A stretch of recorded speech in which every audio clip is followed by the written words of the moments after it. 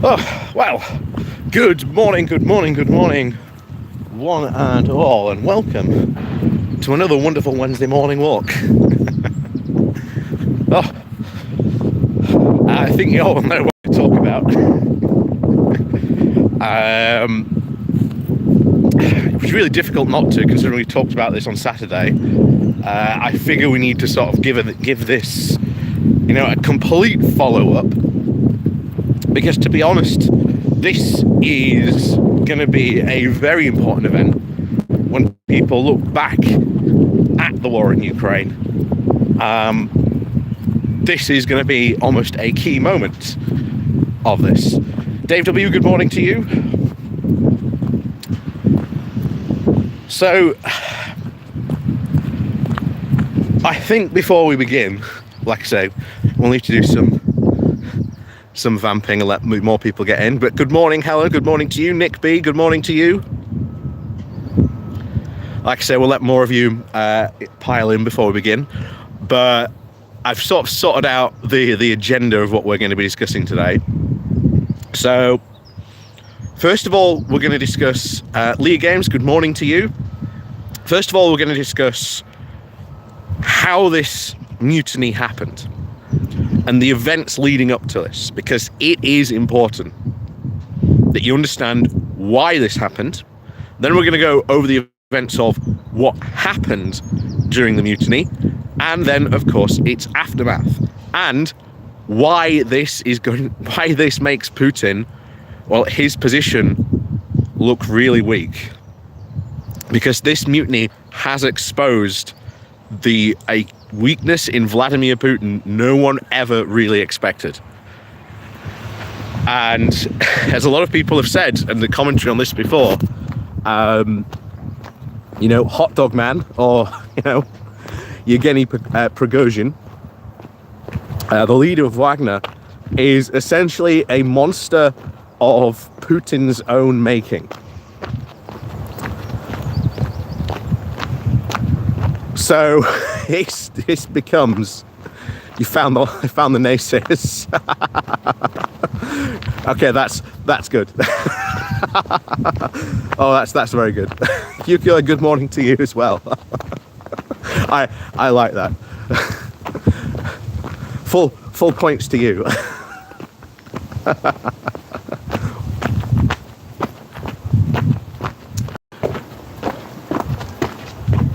As an ex-Russian citizen, I'm not surprised. Yeah. This is one of those things of, when you look at what a lot of the experts were saying to this, they were saying what he is doing is odd. What he is doing is basically almost signing his own death warrant. And I think this brings us into our sort of main topic. We'll kick off now. But like I say, please do remember to hit the like and the share button as well. Like I say, we'll get more people in. But yes, like I say, today's agenda is, first topic, the events that led up to this. And most importantly, why this happened. So we've talked about Wagner Group last time.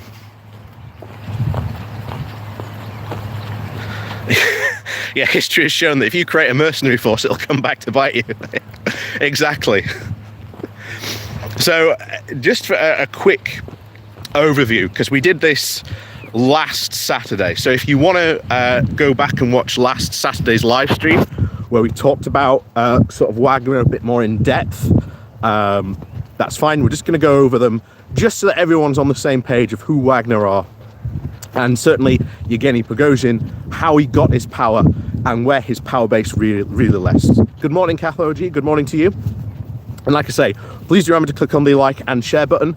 Like I say, it'll help. It helps the channel and helps get more people into the conversation. So, Yevgeny Prigozhin, essentially a Russian gangster turned Kremlin chef, buddied up to Putin, and essentially was rewarded with the leadership of the Wagner Group. And it was a mercenary force that has predominantly operated in Africa, and in Syria in recent times. And you can go on Wikipedia, they've got an entire Wikipedia page about all the war crimes they've done, about all the bad things they've done. So bear in mind, as we are talking about Wagner, they are in no way whatsoever a good group of people. I want to remind people to that. Everyone we are talking about today, they are not very good people. So just want to remind people of that. So he rises up to this rank. Thank you very much. Thank you very much. Enjoy a morning tea. Well, thank you very much for your super chat there. So what happens here? He rises up to this rank. He buddies up to Putin. And this is the important point you've got to remember. That his entire power base relies on Putin. Remember, Yevgeny Prigozhin, the leader of Wagner, who led this mutiny, his entire power base. Must have seen this come. Oh, please do keep your hot dog themed puns coming. Yeah, they'll distract me every so often. But yeah, please do keep those coming. Oh. Anyway, so his entire power base revolves around the fact if Putin goes, so does his power base. And the events leading up to this all really start with Bakhmut. Because the Wagner forces initially went into Bakhmut with the whole idea of they were going to take Bakhmut. They were going to be the heroes of this place. They were going to be the ones that took it. And remember, as we discussed last Saturday, these Wagner fighters are probably the best infantry troops Russia can field. So, there we go. It made sense to put them in there, especially when Russia was putting so much pressure on Bakhmut. However, as we all know, if you've been following the Ukraine war and you've been seeing what's happening in Bakhmut, the Ukrainians have basically turned this into a complete meat grinder for the Russian forces, with as yet probably unknown casualty rates. But from what we've seen, and from the way that Yevgeny Prigozhin, and we've seen other Wagner forces and other, again, Russian soldiers sort of do videos to Vladimir Putin, things were not going as well as it looked. And Yevgeny Prigozhin in particular would do videos constantly about how he was losing his boys, that he wasn't getting supplies, that he wasn't getting the ammo, and he was blaming Shoigu.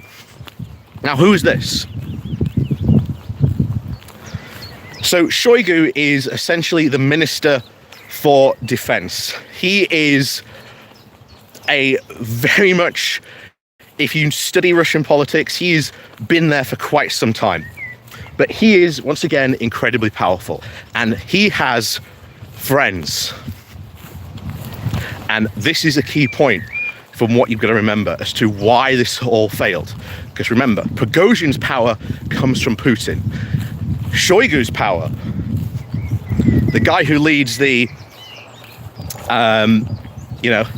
Minister for Offense, the guy who is effectively responsible for running this war, as well as his top general, I can't remember the guy's other name, they are incredibly well connected and they've got friends.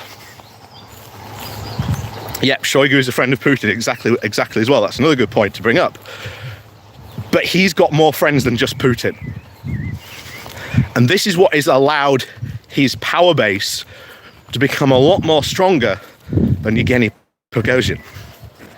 And because Prigozhin, all throughout the Bakhmut offensive that Russia was trying to do, trying to take a town that is smaller than my own hometown in Barnsley, they couldn't take it. They still technically haven't really taken it, to be honest, if that was the grand Russian offensive capabilities, then it's not looking very good for Russia.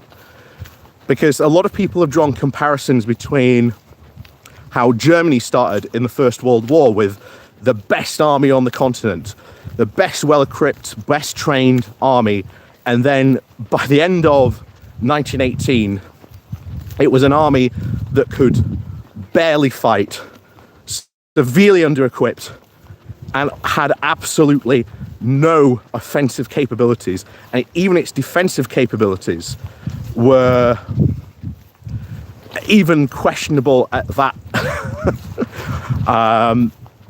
So a lot of people are comparing the situation to sort of how Germany was in the end of the First World War. And because that has been such a meat grinder, because Wagner has been heavily involved in that, Prigozhin certainly particularly has taken this very, very personally. He's taken this very, very personally, that he is losing his boys, that he is losing a lot of,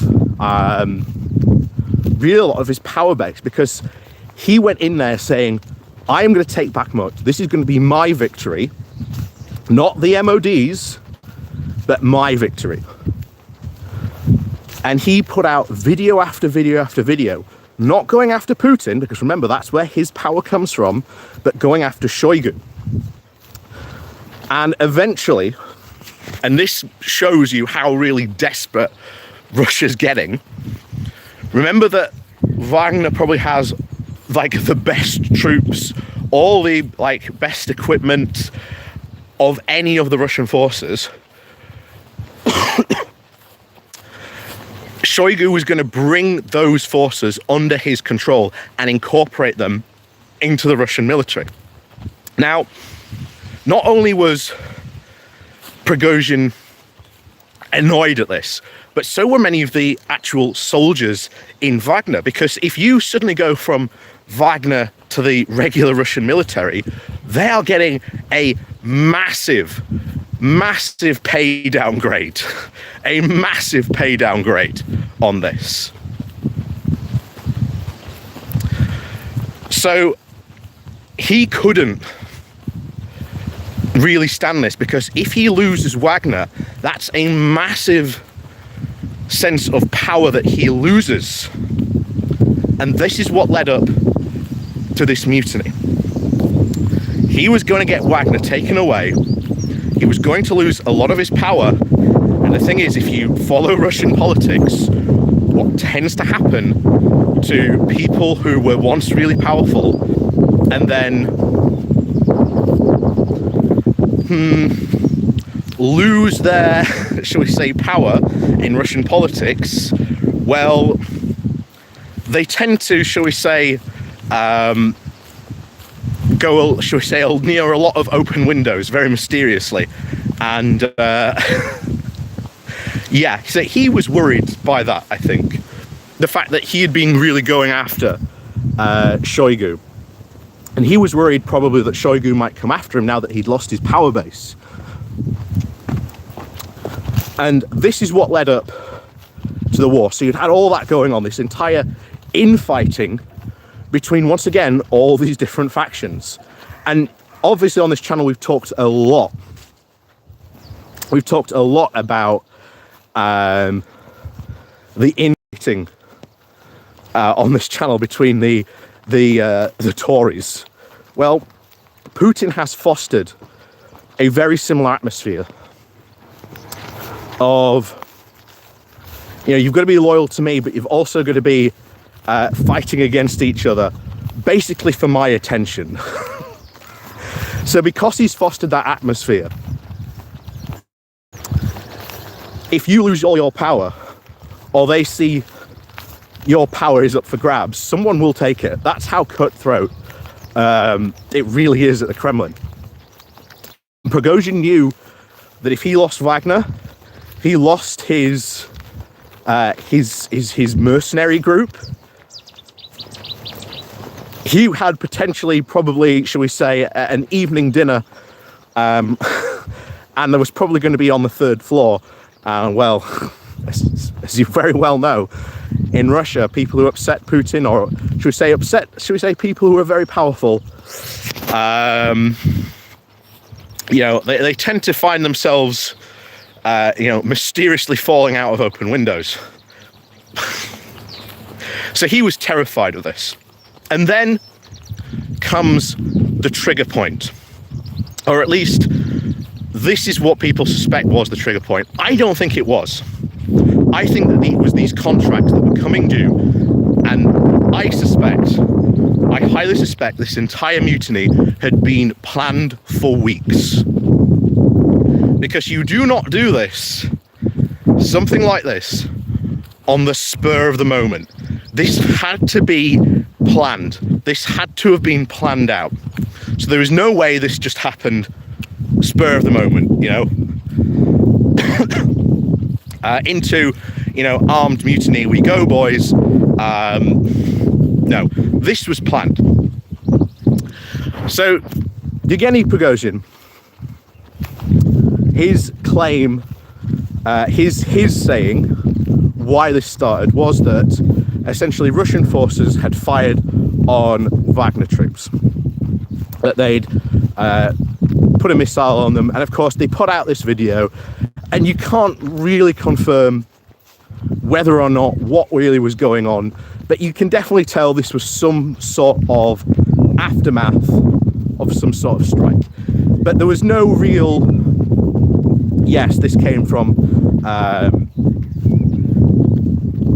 Ukraine or from the Russian defense firing on them. You can't really tell. And that was his excuse, that they had fired on his boys, and that this, as he now says, was going to be a march for justice.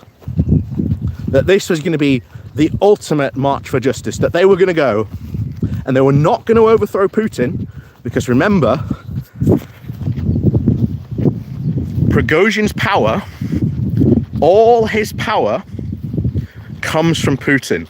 So the last thing he would want to do is remove Putin, because he has no friends politically. If Prigozhin had succeeded in this mutiny, no one would have backed him. No one would have come to his aid, at least politically. And we'll get into that in a moment, but like I say, we're jumping ahead. So he sees an opportunity to potentially remove maybe Shoigu, his arch rival for this position, and embarrass him as well. And so what happens is that he,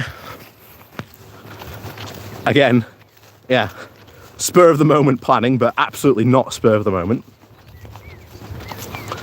removes all Wagner forces from the front lines and then heads to Rostov-on-Don, which is the main Russian headquarters for the war in Ukraine. All the supplies, all that stuff comes from Rostov-on-Don. So they go and they take pretty much Rostov-on-Don. And if you've seen the videos from over the weekend, no one was stopping them. The border guards, the police weren't stopping them. And essentially they pretty much took the city. And that's bad, because it also goes to show you that there's almost a sense of there are no reserves. The fact that while that mutiny went on, there was nothing put to block Prigozhin or anything like that. It just goes to show you how everything Russia has militarily is on that line in Ukraine. That they've got nothing else beyond that line. And it speaks, I think, to if Ukraine makes a breakthrough in this counteroffensive, the entire line could crumble. I kid you not, the entire line could crumble, because we'll go back to sort of the First World War example. After I can't remember the German general's guy's name, Ludendorff. After Ludendorff had launched his lightning war, he had pretty much spent the last offensive capabilities of the German army. Now, there's a lot of speculation as well that they were also suffering very heavily from the Spanish flu, and that the German army was under a lot of pressure from that as well. So, again, I know there's a lot more going on than to discuss about that, but as I said, we don't really have time to go into the full of that. So, please do forgive me if anyone says, "Oh, you missed this fact out." I know there's a lot more going on than that. But he spent the entire aggressive force of the German army on that offensive. And what happened? After that, the Allies just started striking back, and they were just constantly pushing and pushing and pushing and pushing Germany back from that point. To a point where Ludendorff went, right, militarily we are in a position where we cannot fight. We've got a fermenting rebellion on the home front going on. There's we have no military capability to be able to even fight back. At this point, I cannot fight. The German army cannot continue to fight this war. And at some point, someone is going to have to tell Putin that exact same thing, that the Russian army cannot continue to fight in its current condition. And it's who's going to be the one to tell Putin that.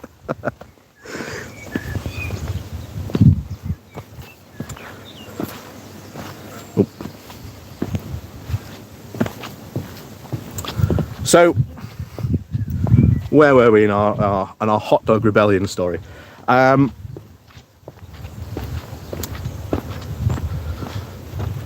just trying to think where we were now. that entire sideline has mistracked me now. Where were we?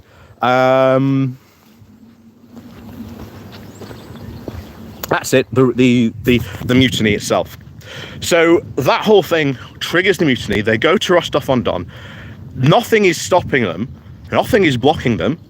They take Rostov-on-Don. They then start marching to Moscow in what Yevgeny Prigozhin is now calling the March for Justice. And nothing was there to stop them. The police were letting them through. The Russian National Guard units that were sent to stop him were either apparently going to join up with him, or they weren't engaging them, which again was not stopping them on that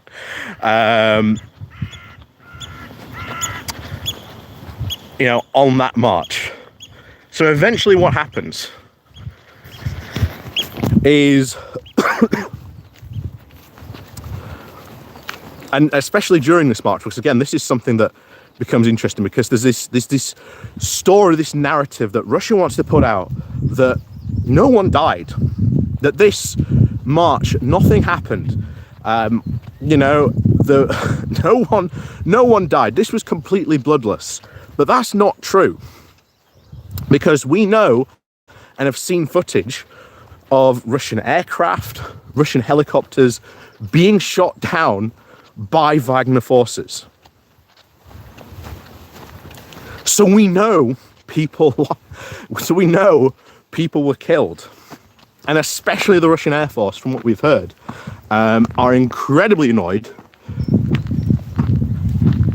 Because remember, you've got a country that was entirely reliant on Western imports for building its planes and its helicopters, and yet it's been cut off from those Western imports. So losing those planes, and more importantly those pilots, has really hurt the Russian Air Force. Like I say, one of the big things, if you've been following this, is the fact that the Russian Air Force hasn't really done much during this war. They almost seem to be sitting it out.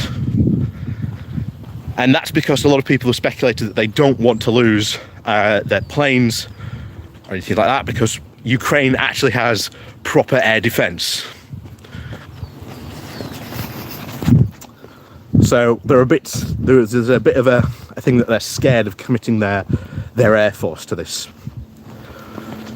But the fact that they've lost that, and of course in the aftermath, which we'll talk about, no one is being punished, has apparently made a lot of people, especially the Russian Air Force, very, very upset.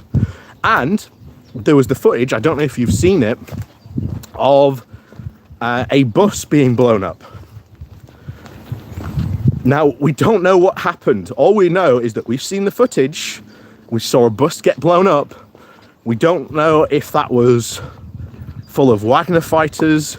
We don't know if that bus was full of civilians. No one has been able to follow up on that. So this idea that this was entirely bloodless is completely false. And everyone has seen those videos. So once again, it's making Putin look really weak. And of course, this is where the president of Belarus apparently rides in to save the day. Wagner forces are literally hours from Moscow. And this is where he comes in to save the day. Now, he negotiates with Prigozhin. We don't know exactly what they've negotiated. But at that point, Prigozhin says, "Mutiny's over, boys. We're going home." We're going home.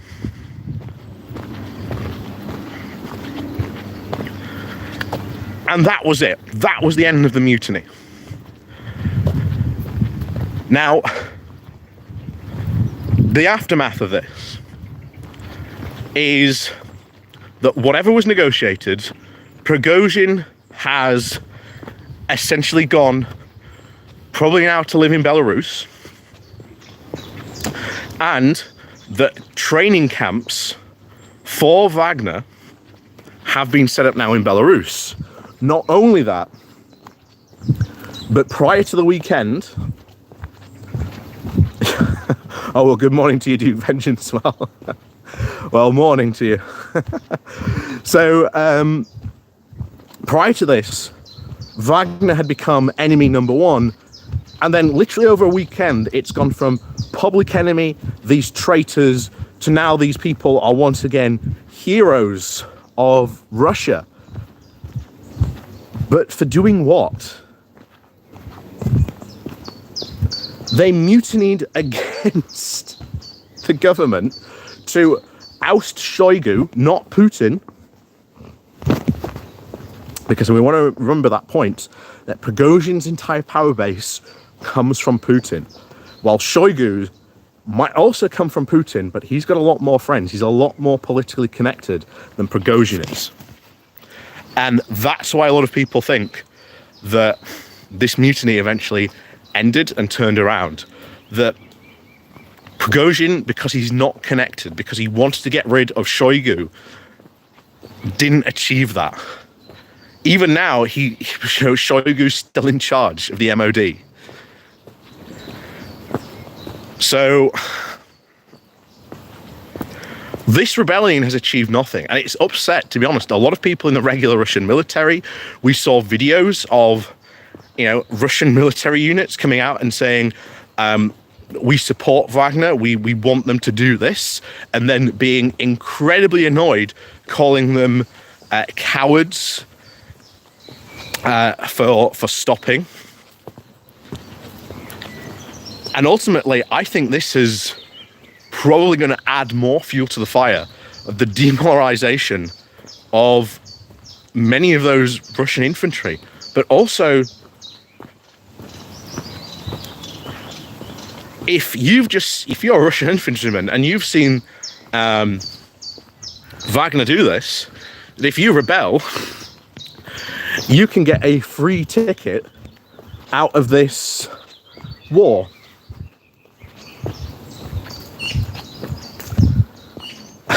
Now, this is yeah,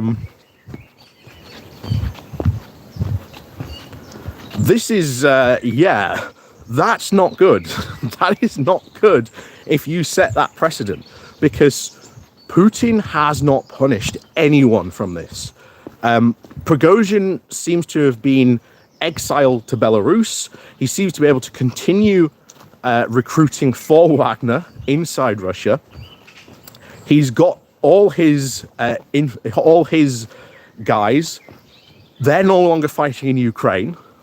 They're going back to Africa, because that's where all the profit for Wagner pretty much comes from. And that's who they were really used to sort of fighting. These African militias, they were a lot more better trained than those militias. So they were basically, doing things in Africa on easy mode, whereas when they were up in Ukraine, all of a sudden they're now fighting in brutal trench warfare that they aren't used to, that they aren't happy with. And unless you are very highly motivated, which they aren't, well, they get paid quite a lot more than your average Russian infantryman, eventually at the end of the day, you're not happy that this is happening, that you've taken a lot of casualties. So they're happy that they get to sort of leave Ukraine and go essentially back to Africa, where they can start plundering and looting gold mines again. So they're very happy with that at the moment, if you're a Wagner fighter. But this helps Ukraine, because, as I keep on saying, those forces were some of the best trained, best equipped soldiers Russia had, and they've now gone. So that only helps Ukraine. Not only that, the fact that what we have seen, Putin has not punished anyone from this rebellion, makes him look so weak, because we know people died. We've seen the footage. And yet, this was just entirely bloodless. Oh, look at these heroes of Russia. But what exactly have they done? What exactly did they achieve? Well, they're not going to be under the MOD's command. And no one's been punished for it. And if you've seen a lot of people who translate things from Telegram, from the Russian military blogosphere, a lot of people are not happy. Because a lot of people were very supportive of what Wagner were doing, because they see that Shoigu is prosecuting this war in Ukraine not very well, and they want him gone. And this has upset a lot of people, and I have to wonder how much repercussions of this is there going to be. Now, by no means is this the end. There is no going to be an immediate end, shall we say, to the rule of Vladimir Putin. But I think now you've got a lot of oligarchs seeing what's going on and thinking, we need to make contingency plans. And I highly suspect that could be what is going on now in Russia, that people like Shoigu, all these people who are very, shall we say, well connected, are going to start planning for the day when Putin is no longer there. Because remember, Russia is a country where you do what you are told. And Prigozhin did not do what he was told by launching that mutiny.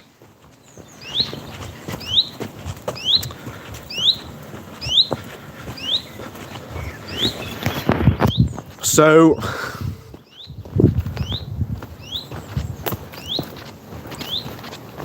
the idea that, as you've seen a lot of, shall we say, the pro-Russia military bloggers on here, they're coming around saying, oh no, you don't understand, this was just Putin playing 5D chess. He's now put Wagner into Belarus. This now enables Wagner to attack from Belarus, opening up another front. Well, no, at that point, as Lukashenko has said several times, he does not want to get involved in this war. Because the people of Belarus do not want to be involved in this war. They have said and spoken up several times, and there is a lot of worry that if that did happen, at that point, Belarus would have to declare war on Ukraine, even though, let's face it, soldiers have come from Belarus already in the beginning of this war. Lukashenko was able to hand wave this away, saying, oh, well, I didn't really understand. This was, oh, no. Hold on. We might have a traffic jam up ahead. I think it's with the cows. Oh. Yep.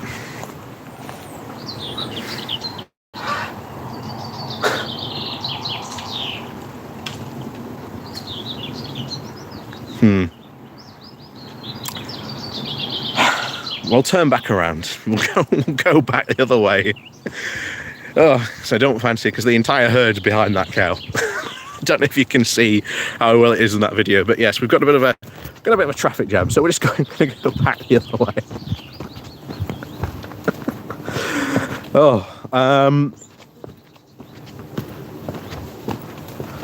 So this has made Putin look good. This has made him look weak. It has destroyed this entire myth that Putin is this completely infallible political mastermind. Because that's what these people sort of portray him as, that Putin is this masterful genius. Oh, hang on, can we get through here? I think we might. Let me have a look.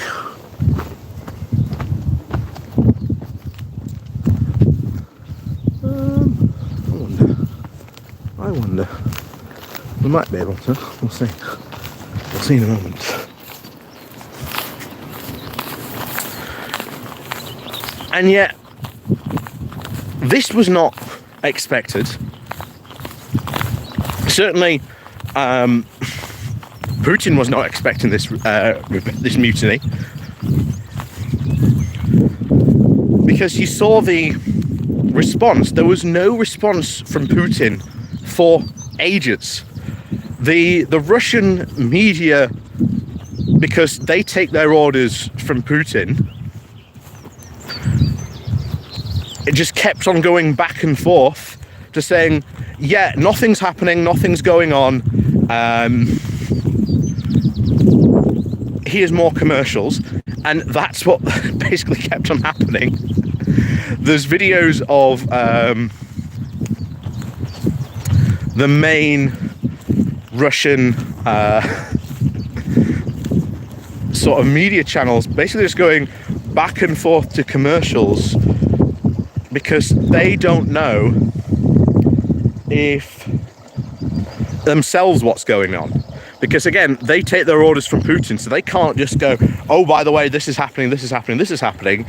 They take their orders from the Kremlin. So they've got no idea what's going on. Oh, I'm not going to.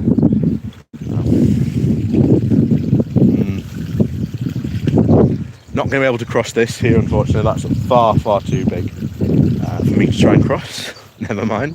We'll see if we can cross further down.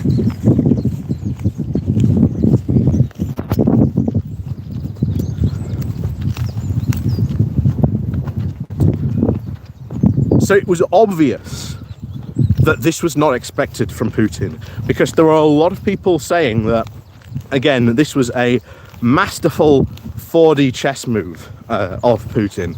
And I think at some point we're going to have to go once again and cover the Duran. And those of you who don't know what that is, it's a YouTube channel, and I've covered them before. And oh boy, are they involved in some fantasy politics, because that's how I've described them before. And that's the game that they like to play. They like to play fantasy politics. And they've done a video recently on the whole Boris Johnson situation, and I want to cover that because it just goes to show you they have no idea what they're talking about. So we'll cover them maybe later on today, but we'll see. Well, that's going to be a bit of a long video.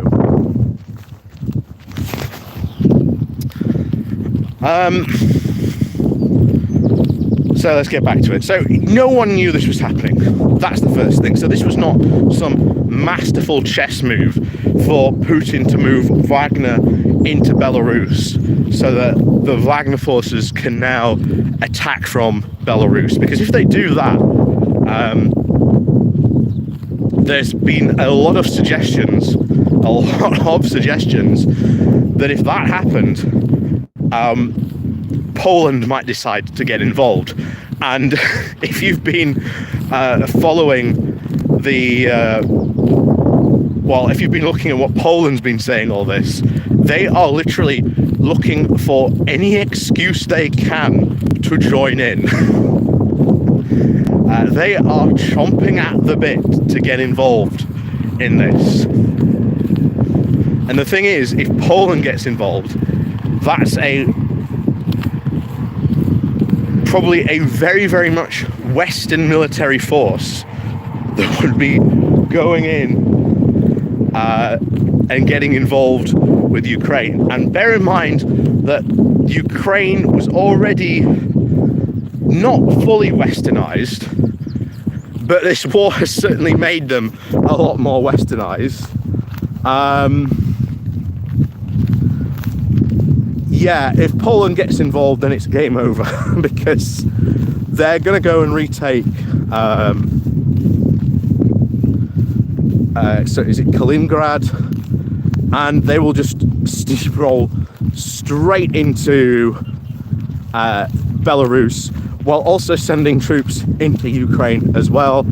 And of course, that's where the Ukrainian Air Force, not the Ukrainian Air Force, the Polish Air Force will also get involved as well.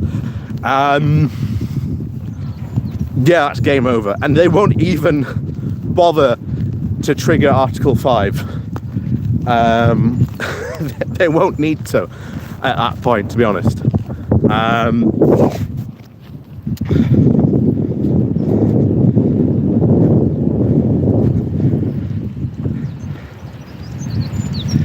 It has shown us Putin is weak. Yeah, exactly. This is all really what it's been leading up to. So we've gone over why this happened. We've gone over the events of the mutiny. And now we've gone over a brief aftermath of what has happened. But what happens next?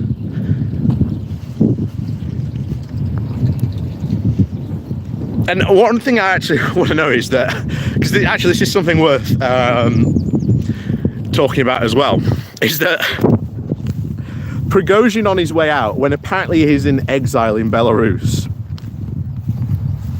when they've done this march to Moscow and they've turned around, puts out a video still embarrassing the Ministry of Defense. So the idea that he's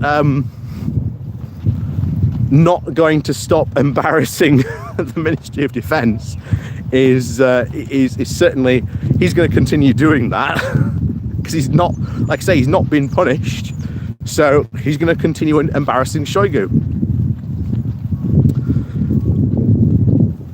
And he puts out a video saying, this march for justice we did, the reason why we stopped there and turned around is because that distance is the exact distance you would have needed to march into Kiev. And he's basically saying at that point that, look, if I had been in charge, if my forces had been in charge, this would have been over. That Wagner would have gone in and taken Kiev. We would not be here today because, you know, Shoigu is continually screwing everything up and he can't do anything about it, essentially. He's essentially saying in that video, embarrassing once again the army, that look, if we were in charge, we would have taken Kiev, no problem. I mean, just look how easy our march was from Rostov-on-Don to almost into Moscow. Now, of course, he doesn't recount the fact that, you know, they were not being attacked. Remember, even in those initial, when Russia was marching into Kiev at the start of Kyiv at the start of this war, they were constantly coming under attack, constantly being stopped, and constantly being completely completely BTFO'd to a point where they had to stop and then go into retreat. They could not have done that. They would have faced the exact same problems that the Russian military faced as well. The idea that the Ukrainians wouldn't have been able to stop Wagner, no, the same thing would have happened to them. But he's used that, once again, his exile speech, as an excuse to, well, once again, embarrass Shoigu. Yeah, exactly. Shoigu has no idea how to hold the line. Exactly. There was nothing. That entire debacle has shown that there's nothing behind the lines. If there's nothing behind the lines, if there is nothing behind the lines, what happens if Ukraine makes a breakthrough? Because I'll tell you now, if there was nothing that they could have thrown against Wagner to stop them marching on Moscow, then it just goes to show you that everything they've got is currently on that line. And that is exactly the same place where Germany found itself in 1918, after the Kaiserschlacht offensive. They found themselves in a very, very similar situation. And what happened? The Allies just went boom, boom, boom, boom, boom, and just started pushing them back and back and back. And that, to be honest, at this moment, with this counter-offensive, seems to be what's happening. If you've been following the counter-offensive, you've seen that Ukraine hasn't been making big gains. They've been making very small gains. But for Ukraine, every inch is good for them. So they are slowly doing exactly what the Allies did to Germany. Morning.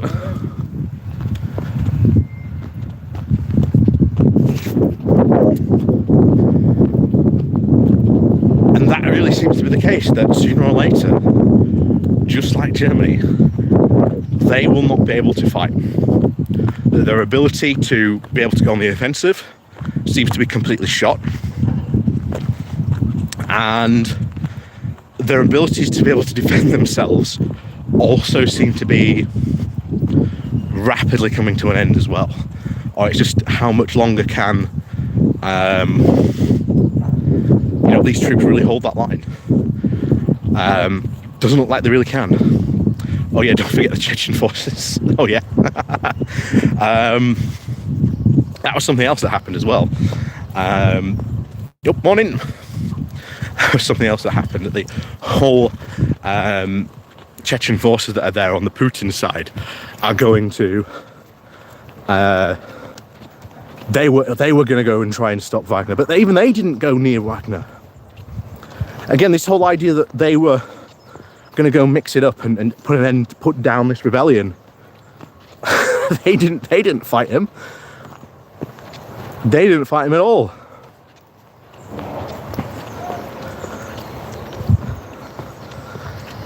So this is just one of those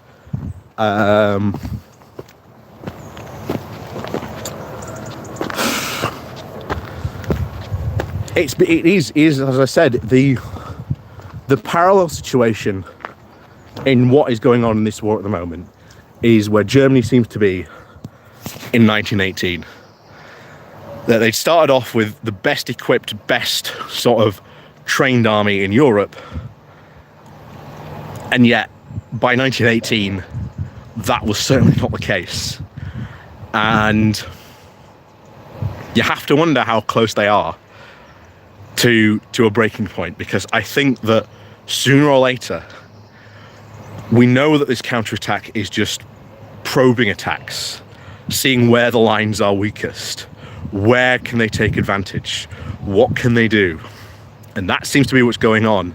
And that's exactly what the Allies were constantly doing, just pushing and pushing and pushing, and then where they could see that there was a vulnerability, they'd go and not only hit there, but they hit across the line as well.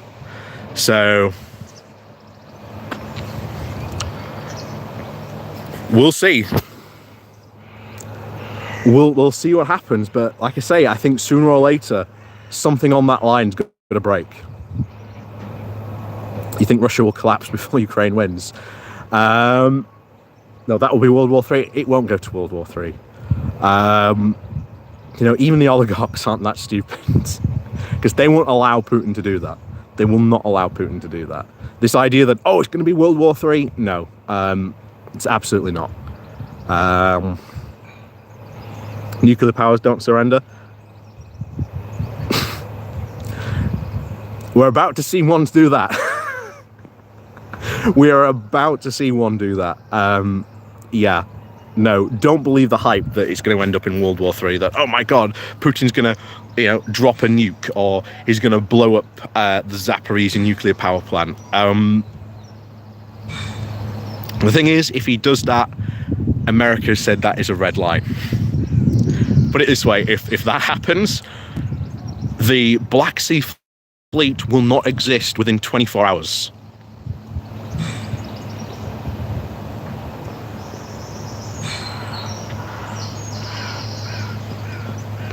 And I believe that. I really do believe that. Because America is fully capable of doing that. They will end it. If Ukraine starts its own nuclear program, do you think NATO will object? Well, Ukraine's not said anything about wanting to obtain nuclear weapons. But if Ukraine wants to get nuclear weapons, it's their decision. It's their decision to do that. But I highly doubt it, because, like I say, nuclear weapons cost a lot of money to actually maintain. And that is what a lot of people really think, that where has all this money really gone? Has Russia really been able to maintain its nuclear stockpile? Because if this is the state of the Russian army, this, as many of these, you know, pro-Russian would say, the second best army in the world, with like the best equipment, when they're losing to Ukraine. They are losing to Ukraine massively. What state is their nuclear stockpile actually in?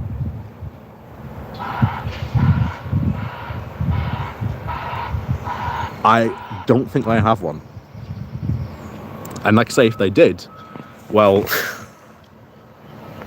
at that point, NATO will get involved, and this will end very, very quickly, and it won't end in nuclear war. So at that point, the oligarchs will certainly step in and stop Putin. That you can guarantee.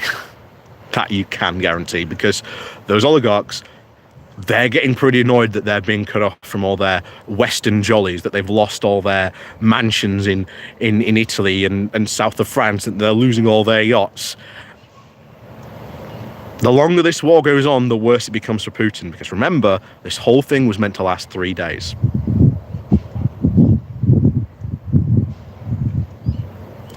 And yet, here we are. We've just had a mutiny by Russia's biggest hot dog seller.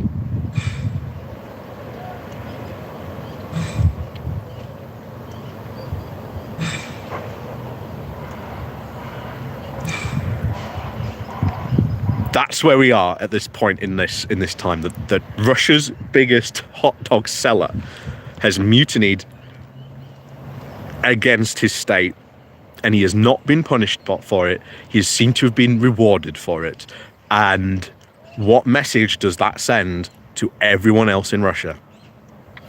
I'll tell you what, the simple message is this, is that Vladimir Putin looks a lot weaker than people had even assumed.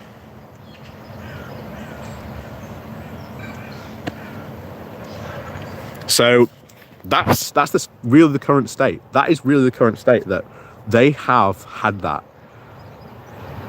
And it has shocked everyone to see how weak Putin is. And the question is who goes next? At what point do we maybe get a mutiny in the army saying, we don't want to fight this war anymore? That's... a lot of people said that's not possible, but you've just seen a rebellion from what was meant to be one of Putin's closest key allies.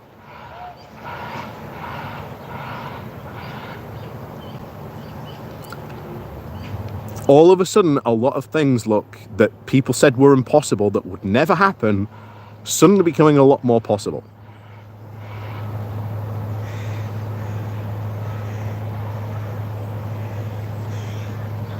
And that is what has happened.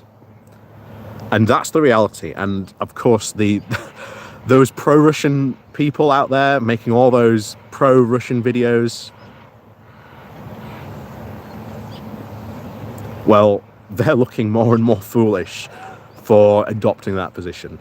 And I'll tell you what, when Ukraine wins, I am going to go through so many of these guys, because I've got a list and I've got videos of links to videos of stuff they have said.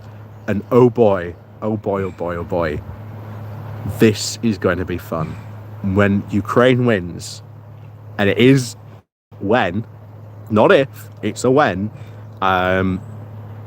me and probably hundreds of other people out there are going to enjoy telling all those people that decided to back Russia for reasons. Yeah, we're going to have a field day on them. We're going to have an absolute field day on them. I can tell you that. I can promise you that now. But as always, thank you very much for joining me today on this Wednesday walk. And of course, please do remember to click on the like, share and subscribe button. Of course, down below, we've got my Patreon page. We've got the one-off donation link called Buy Me Coffee link. There's the YouTube thank you button. There's the Pony Club down below as well. Like I say, Pony Clubbers and Patreon members, you'll be getting obviously your weekly Wednesday video today as well. I haven't filmed it yet, but that's what I'm going to do when I get back. So watch out for that as well later on today. And of course, as always, thank you so many people for again joining us today. Like I say, please remember to click the like button on your way out, and of course the share button. And of course, we'll see you all next time.